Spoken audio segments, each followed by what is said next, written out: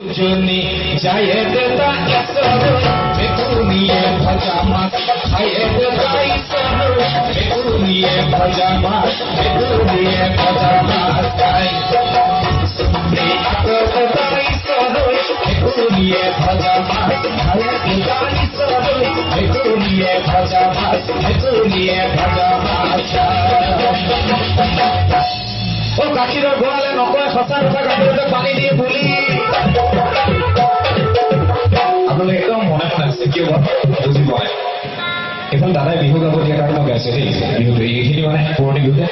অ গাখীৰৰ সঁচা কথা গাখীৰতে পানী দিওঁ বুলি এই বলাই বাৰীৰ ডেকা লৰাই হয়নে অ বলাই বিলৰ ডেকা লৰাই নকয় সঁচা কথা তিনিজনী ভালে পাওঁ বুলি দেউতাকে